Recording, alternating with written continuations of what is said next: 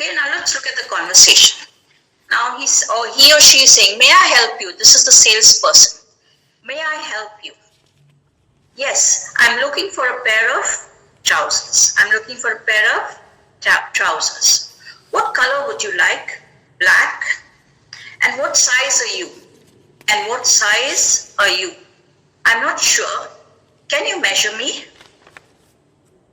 Now the salesperson measures the customer and he tells him that you're 34 inches waist. Okay. How about these? And he shows him a pair of trousers. What material are they?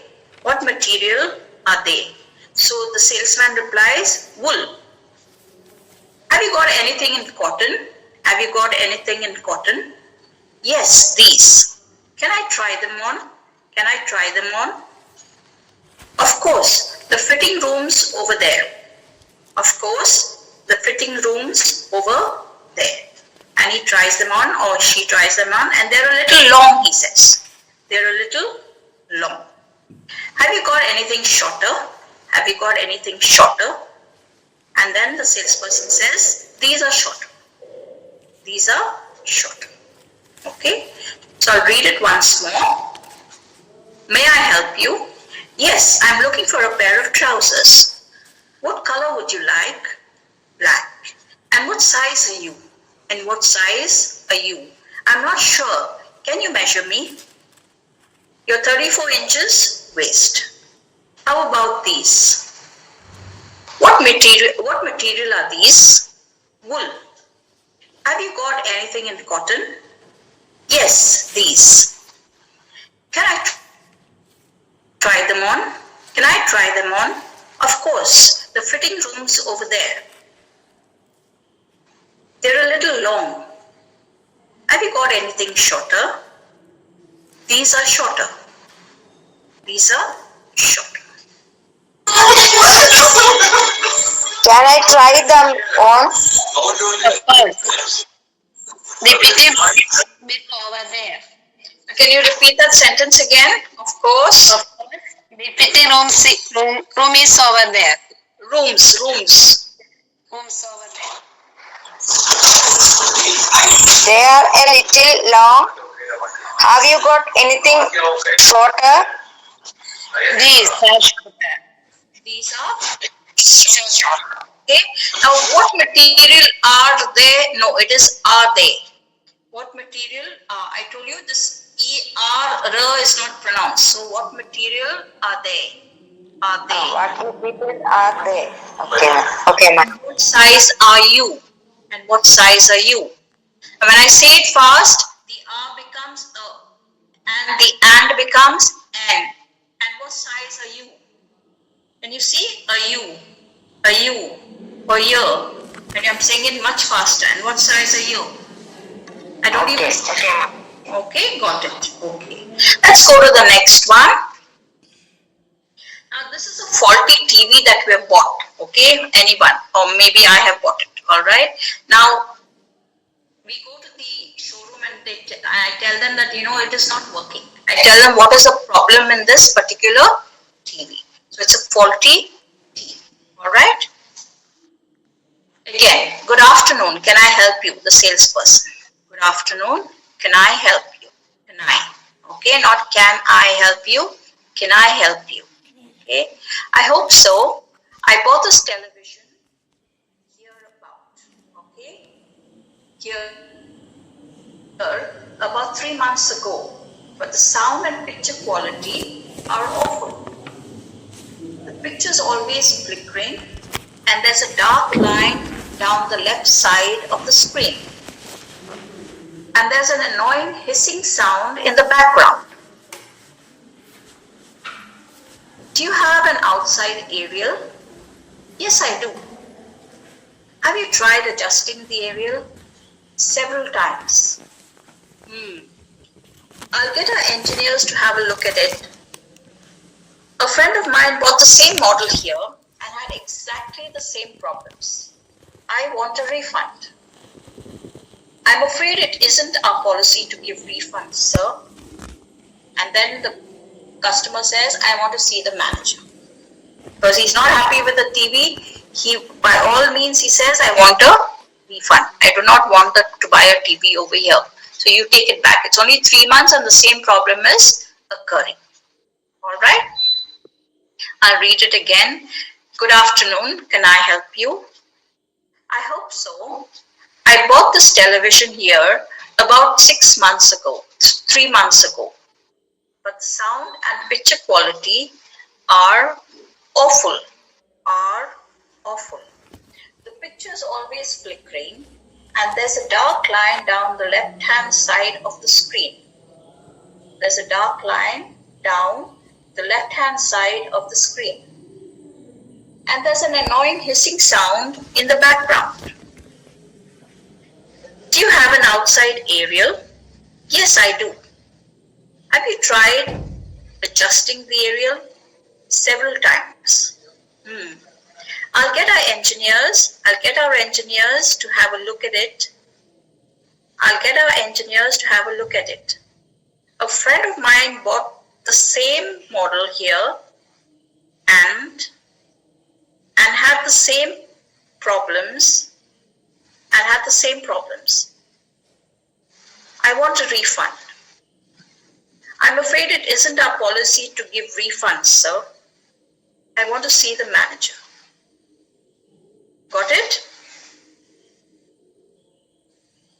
Now who can do this conversation? 2 people.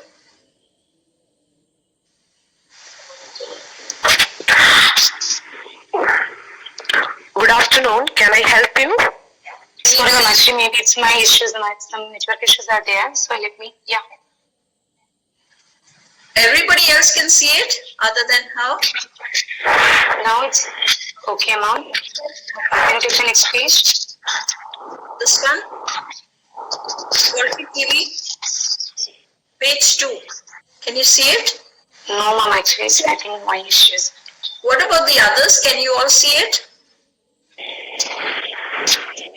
Yes, ma'am. We can see it. Okay, yes, ma'am. Visible. Yeah. Why don't you refresh your screen? Okay, ma'am, now it's okay. Let me.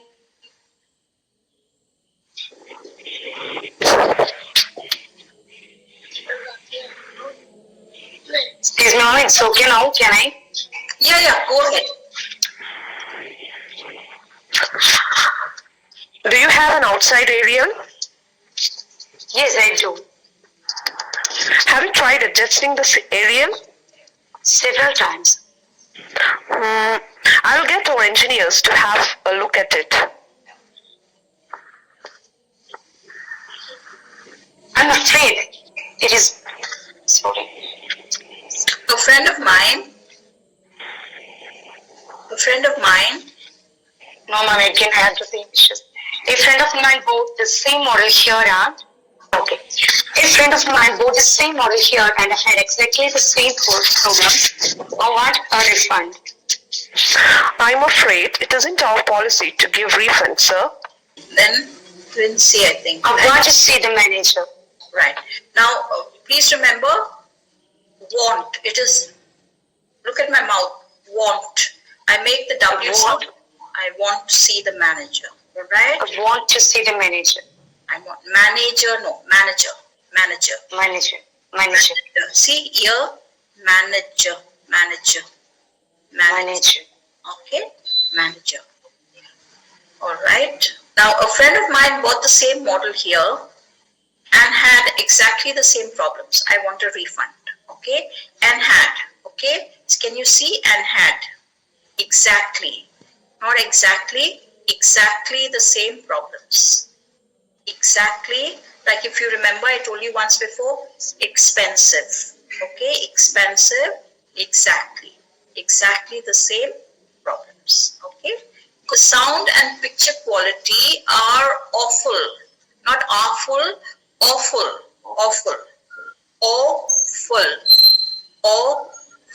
Look at this, awful, not even full, awful. The picture is always flickering and theirs.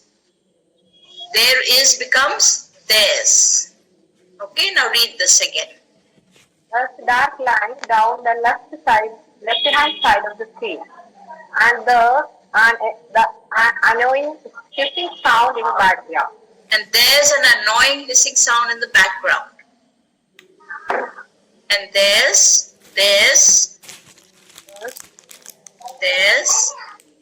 not there is annoying. We have an outside alien.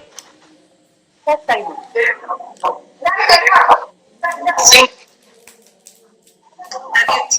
Have you tried? Never said. Just alien. Several, Several times. not several. See, several. This becomes an short. Several. I don't pronounce it. Several times. Yeah. I will look at. I'll get means I will get. So this is the contraction. I'll get our engineers. I'll get our engineers. Have a look at it. A friend of mine. Friend of mine bought the same model here and had exactly the same problem. Exactly. Exactly the same problem. I want a refund. I'm afraid it isn't our policy to give refunds. I want to see the manager. Yes, I want to see the manager. Now I want to see. To see, now even the to see becomes what? To see. I want to see the manager. I want to see the manager. Very good. Okay. Now let's look at what phrasal verbs are. Okay. Now phrasal verbs, prepositional verbs, idioms, these all go to make the English language, when you're speaking, more fluent. Okay. So when you use more of these, make sure, understand that they go together. You cannot take out one part and just say the other, because then it won't make sense. So it's a part of a large group of verbs called multi-word verbs. What is it like? Pick up, turn on, get on with. See, these go together. Pick up. I can't just say, now if I say pick, I have to use something else. Pick these up. Okay, now that is a verb. Okay, but when I say a phrasal verb, I say pick up. Now this consists of a basic plus another word or words. Pick and up. The others can be prepositions or adverbs. Okay, now this adds up to a short phrase. Becomes a short phrase. That is why these are called phrasal verbs. For instance, now when I said get up, get is a verb. Okay, get up is also a verb, but a different verb. Get and get up are two different verbs. They do not have the same meaning. So you should treat these multi-word verbs as separate verbs and learn it like any other verb. Okay, for example, account for.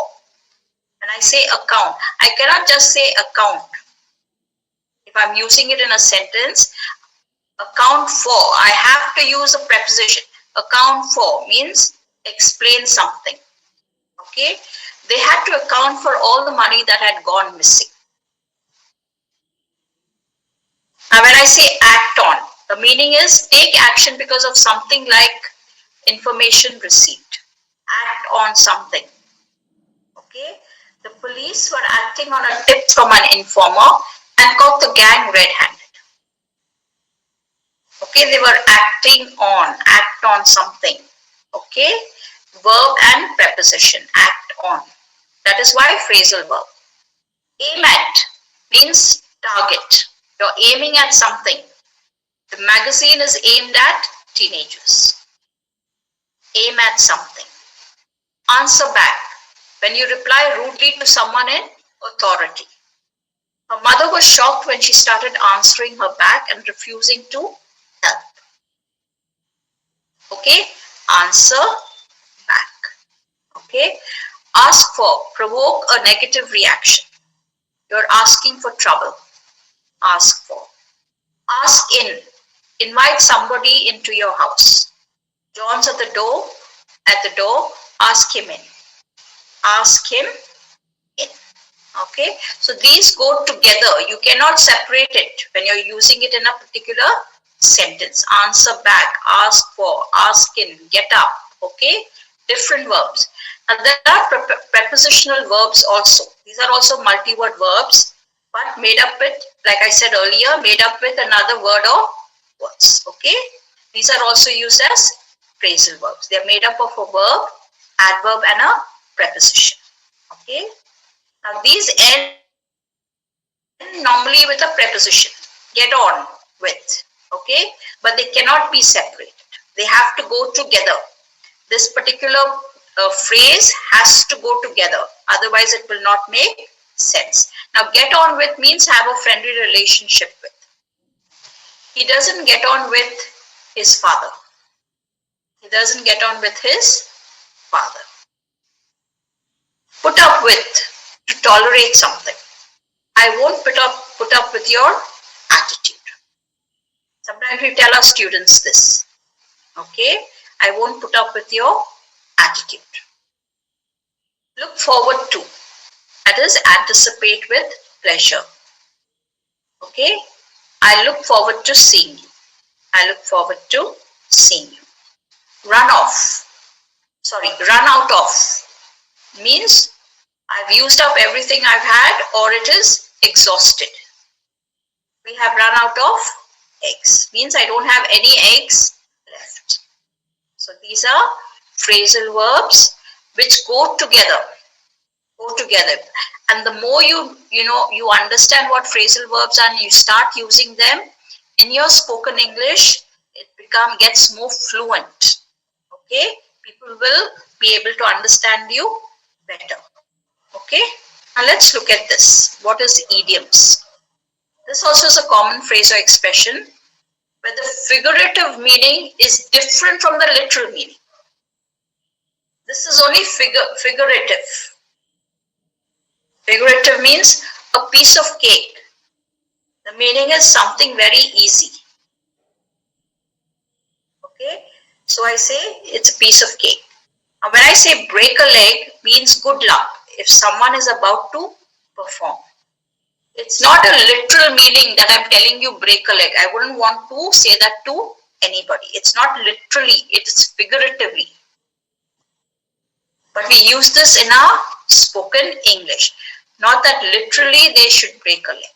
Break a leg means good luck if someone is about to perform. A piece of cake, something very easy. Okay, like if I use it in a sentence, the exam was a piece of cake. It was easy.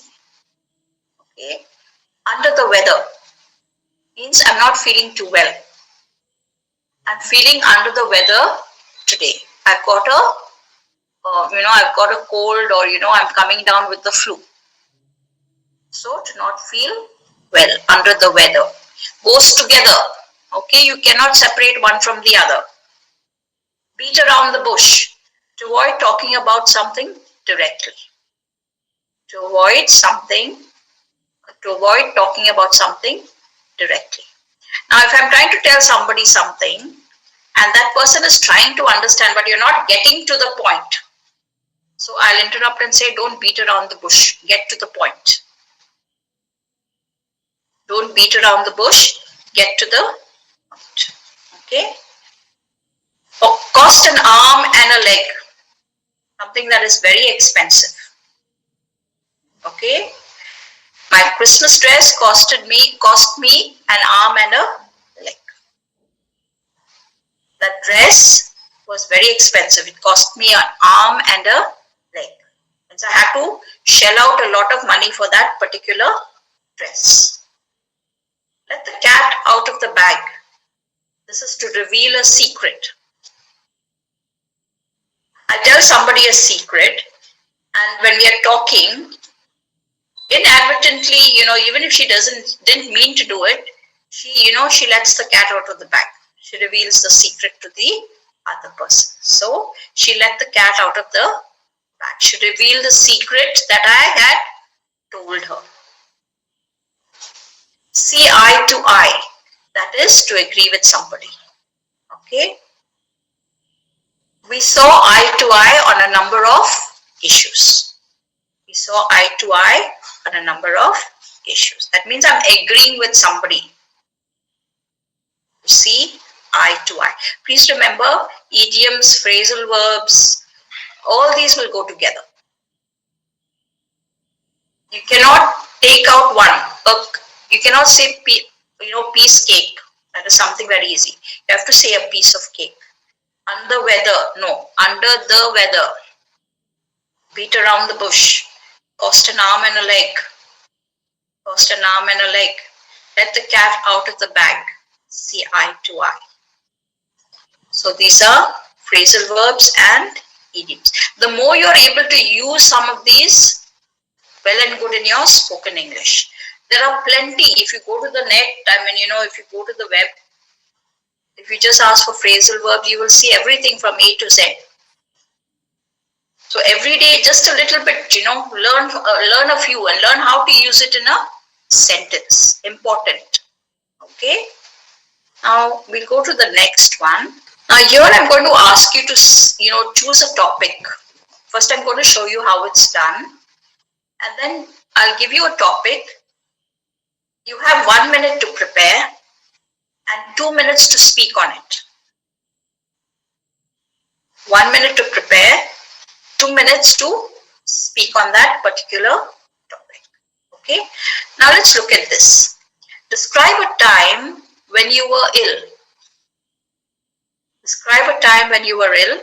You should say, now these are just pointers for you to stay on course. When this was, when you were ill, when it was, what your symptoms were, how long the illness lasted, and say how it affected your life at the time. When this was, what your symptoms were, how long the illness lasted, and say how it affected your life at the time. Now these are just helping you keep on track of your conversation or what you are about to say. So if you go by this, when this was, then you can go to the next one. What your symptoms were, how long the illness lasted, and say how it affected your life at the time. What happens sometimes is we try to go off tangent when we are speaking. This will help you to be coherent. Okay? And it will give you coherence. Coherent means to be understood.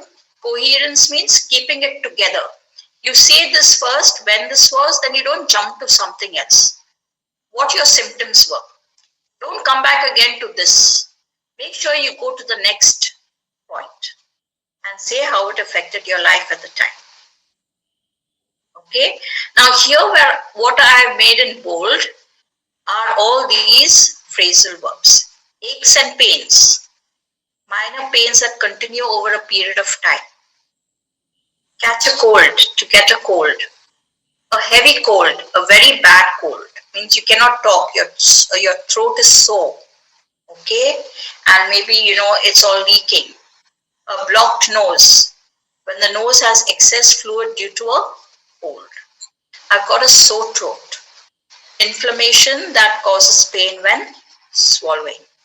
Okay. Feeling poorly. To feel ill. Over the worst of it. To have got through the most serious or uncomfortable stage of an illness. I'm over the worst of it now. Okay.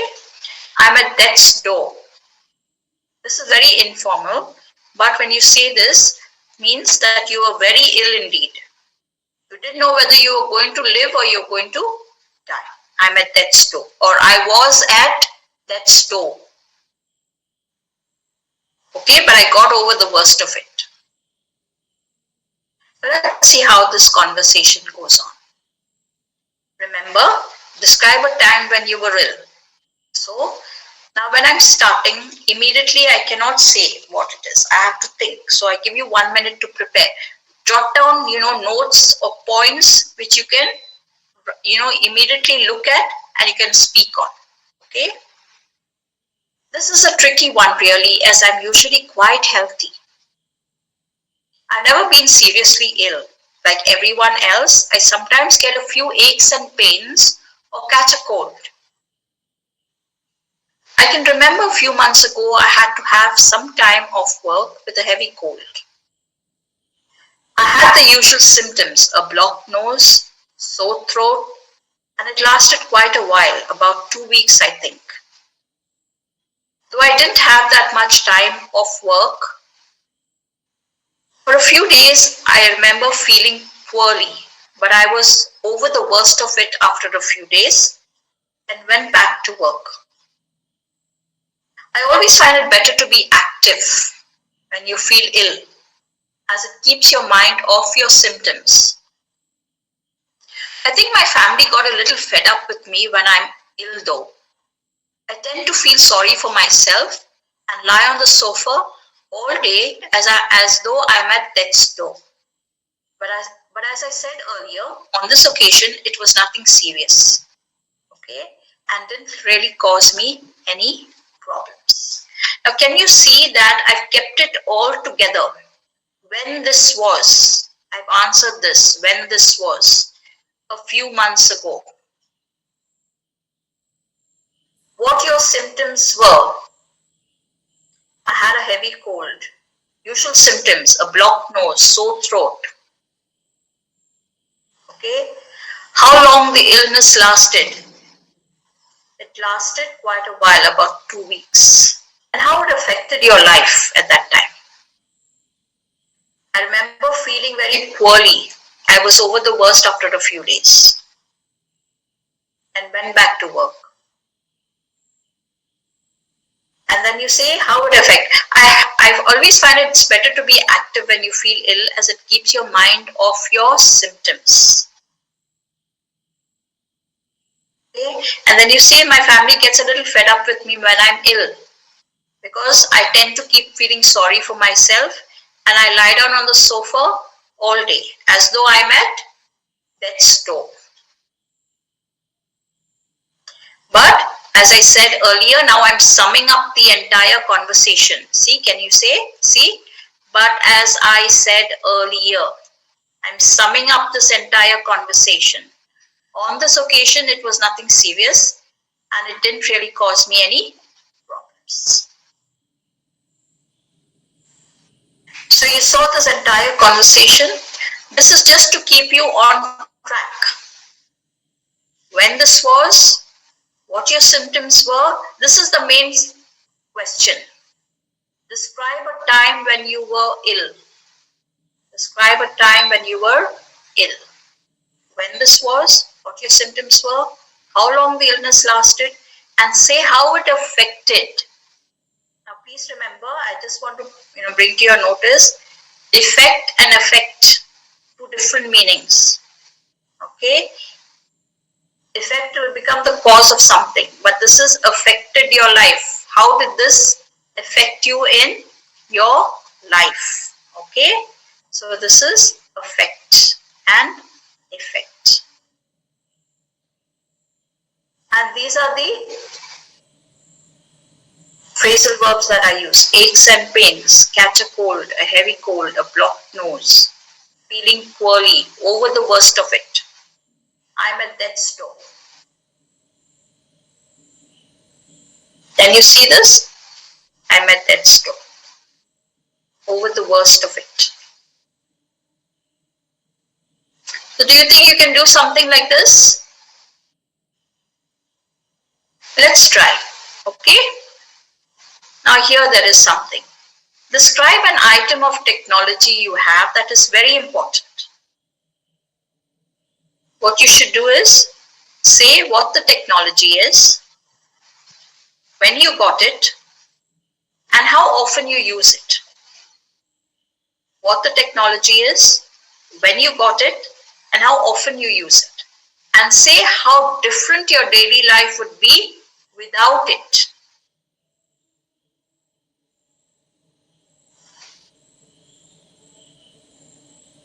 Okay, now if I talk about my computer or my laptop, okay, here are some phrasal verbs and idioms and all that. So here I would say to access websites, email, to locate something, to boot up, start a computer, a desktop PC. Okay, whether you have a desktop PC or you have a laptop. So, what the technology is. Maybe it could be your smartphone also. It could be any gadget. What is the technology that is important to you? When you got it, how often you use it.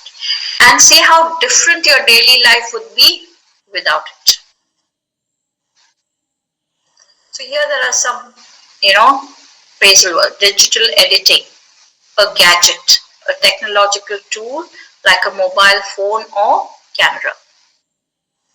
High spec laptop, powerful computer with top quality components. Operating system, the software that tells the computer how to work.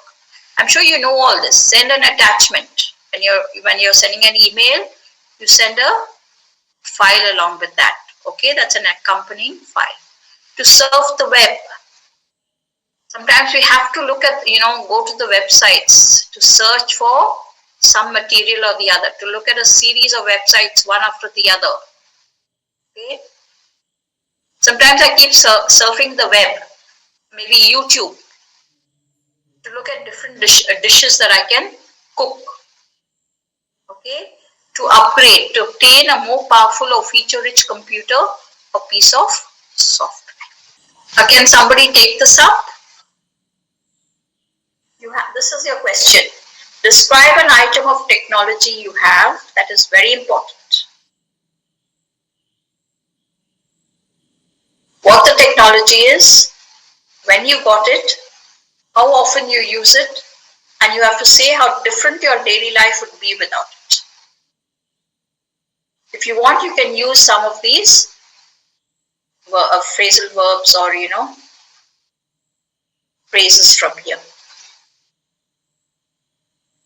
Okay, 1 minute to prepare, 2 minutes you have to talk.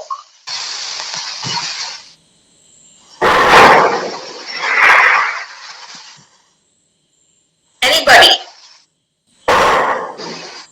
Okay, go ahead and see. You want to say that you can have this conversation.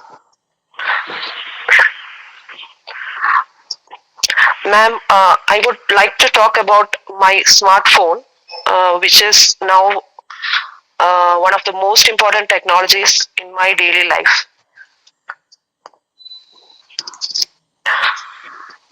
I first picked it up almost 3 years ago when my old phone broke down and when I completely gave up. When I got it, I wasn't too interested in advanced phones, but when I started to try out different features, I quickly realized how much I could depend on it. Now, literally, I use it every single day. For instance, I wake up to its alarm in the morning. I check out my messages. And whenever I need some information, I just look it up online. And the most vital one, I also keep in touch with my friends and family through calls. And at work, to say, I used to carry out tasks, sort out my schedule, and sometimes even point out mistakes. It helps to point out the mistake and to clarify it. And when I feel tired, I simply wind down with music or videos on my phone. Without it, now at present without it, I really struggle to keep up with the world and deal with everyday tasks. So I would conclude by saying that this is the most important piece of technology for me. Thank you. Excellent. Very good. Okay. Anyone else? Come on, somebody else must, take part. There are so many of you all on this, in this, English speaking course. I want to hear everybody. Don't worry about your accent or anything, or, if I will correct you. I'm not judging anyone here. We are all learning. Camera, anyone loves photography? Talk about your camera. Okay, ma'am, I would like to talk about my laptop. Okay, good. A laptop, it's like I use it for work, study, and entertainment, and it allows me to write documents and create presentations. And if you want to browse the internet, and I use it to do complete assignments and to receive mail and send mails. And if I want to attend any online meetings and classes, I normally use to do that. And it will also help us to perform any task quickly and efficiently. And I can use it to store important files and watch movies. And if I want to do some designs, and if it will allow me to type, if there is any typing works, and it help me to do that. And that's all, ma'am. Yeah, you not answered this question. Now see, you have to go in order. This will keep it, together. What the technology is, you told me it is your laptop. Okay. When you got it, and you said you use it very often for all these particular tasks. Okay. Now, I didn't hear you saying when you got it and how different your daily life would be without it. Like how earlier Rincy said about a smartphone. And actually, when I'm doing my graduation time, it's helped me to do the projects and all. And I don't have that much, so I can't use the mobile phone. It's a short screen, so some issues with there. So it's a large screen, so mostly some presentation and making the question papers and all. I used to take the laptops actually. Okay. And how different would your life be without it if you did not have a laptop? Can you imagine life without your laptop? Yeah, I can imagine it's okay, ma'am, but for me, I can't use the smartphone daily. That means when I'm doing some presentation and when I'm doing some typing works, it's very difficult for me to use the short screen. So for that, it's very useful for me. Yeah. So you cannot, you would find it very difficult in your daily life when you are giving a presentation to your smartphone. Only because the screen size is very small. And a laptop, yes, a laptop you can enlarge it to a bigger size. Depends on, so it's very helpful for me. Yes, excellent. Just one thing, keep everything together, make it coherent. Okay? Make it coherent. That is why these steps are given to you. What the technology is, when you got it, and how often you use it. Alright? So what I would like you to do, everybody, very good, Rincy and Nitu, you all took the initiative and you all went forward to, do this particular task. Excellent. All right. Now, all of you, I would like you, when you have a little time, go back, make a few notes. Okay, make a few notes.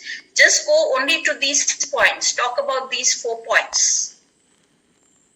First, you decide what your technology is, which is very important to you. It could be even your camera. Maybe you're a very good photographer. You take excellent photographs. Okay, it could be even that. It could be anything else. A piece of technology. Okay, go back and just jot down a few points. All right, and then start talking. Please record yourself. Record yourself. That is the only way you can check whether you are going according to this and you're answering every question. And of course, check with your English. Use idioms. Use phrasal verbs.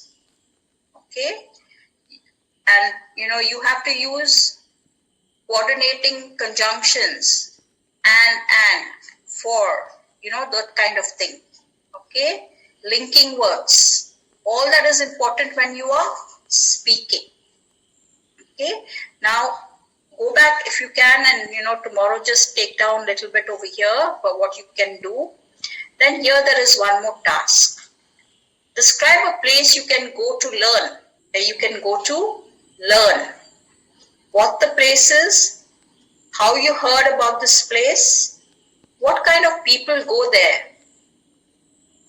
and explain why people like to go there. Why do they like to go there?